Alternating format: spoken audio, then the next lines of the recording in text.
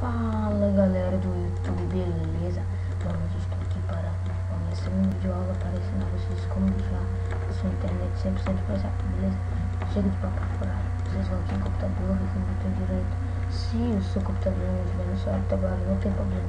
Você vem aqui, computador e propriedades.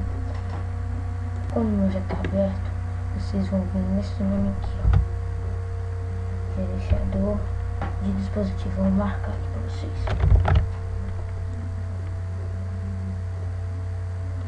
Nesse nome aí, tá galera? Esse aqui.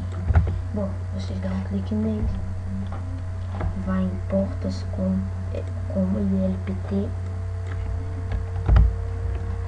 E agora você dá dois cliques no primeiro. Deixa.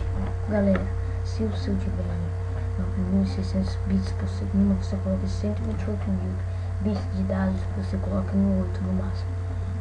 Bom, e aqui, prioridade, que nessa coisinha aqui, você coloca space, beleza? Aqui você coloca nenhum, você dá OK. Agora vocês vêm aqui, muito baixo, configuração de porta, mesma alteração, só que galera, observação. Aqui, na prioridade, tem outro que tá em space aqui, mas nesse segundo vocês vão colocar em nenhum. Beleza? Tá OK. Vamos aqui em modem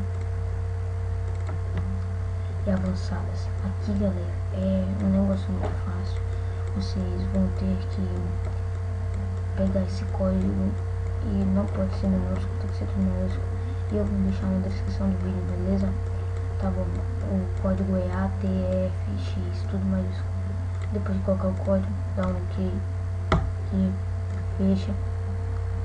E tem esse programinha aqui também, que deixa a internet super mais rápido. Também eu gostei muito, inclusive dei joinha lá pro cara do vídeo. Abraços pra ele. Bom, aqui, se você não souber os códigos, você vai lá no Connect e dá Space no final, que ele vai restaurar os códigos certos e deixar a sua internet mais rápida, beleza?